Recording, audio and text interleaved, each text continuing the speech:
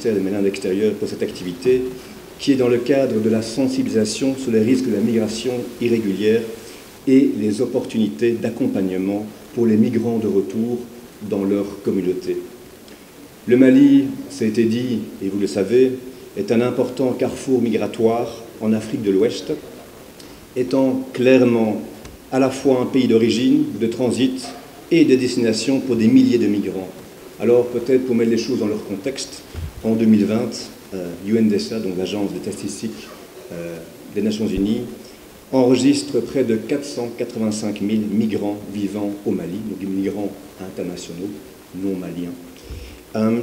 Ça veut dire que ça représente une population qui est près de 3% de la population malienne, dont 85% sont des ressortissants de la région d'Afrique de l'Ouest et du Centre. Alors, ce que je vous dis, vous ne l'avez pas vu dans les films, mais vous l'avez écouté par les témoins. Les Sahara, ce n'est pas le seul problème. Parce que tous ceux-ci meurent au Sahara. Mais la Libye, messieurs et mesdames, la Libye peut être un enfer en terre. La Libye, c'est un état sauvage, total, de guerre, de conflits, de bandes armées. Les statistiques de l'OIM nous disent qu'en Italie, 80%, 4 femmes sur 5 sont violées dès qu'il arrive. Le constat, je dirais qu'il est triste et très très dramatique, puisqu'il est question de violences de différentes formes, de violences physiques, de violences sexuelles, de violences psychologiques, de torture, de traite des êtres humains, et j'en passe.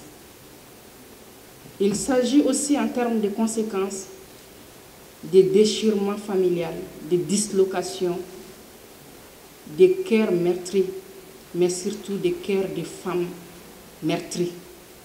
Je pense que sur les images que nous avons suivies, nous pouvons constater que derrière ces migrants, ces départs à l'aventure, comme on aime bien le dire, il y avait que des femmes, une maman, une sœur et bien d'autres. Ministre des Maliens de l'Extérieur que je suis, je ne suis pas contre la migration. Nous sommes tous quelque part fruits de la migration. En tant que gouvernants, nous ne sommes pas en train de combattre la migration. Je pense que le message doit être compris. Au contraire, le gouvernement du Mali aide à la migration régulière. Nous donnons des centaines de bourses chaque année à nos jeunes, à nos étudiants. C'est de la migration, mais c'est de la migration régulière. Nous travaillons avec des pays dans le cadre des échanges, que ce soit des échanges dans le cadre des travailleurs ou des échanges dans le cadre des savoirs. C'est de la migration, nous l'encourageons. Donc il est important de faire la part des choses. Nous ne combattons pas la migration.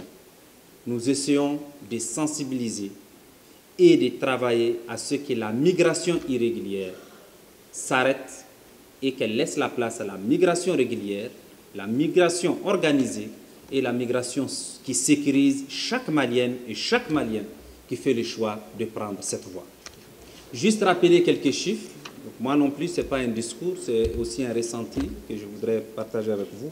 Mais partager avec vous des chiffres qui font froid au dos.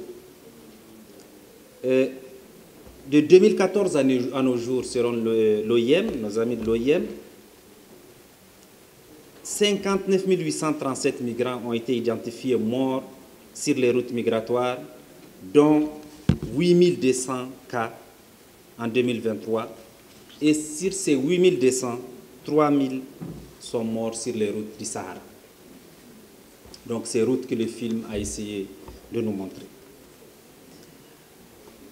Vous conviendrez avec moi que ces routes constituent des véritables couloirs de la mort et nous avons la responsabilité de sensibiliser nos enfants, nos jeunes, nos frères, nos sœurs, tous ceux qui prennent ces routes, les sensibiliser sur leur dangerosité et sur leurs méfaits.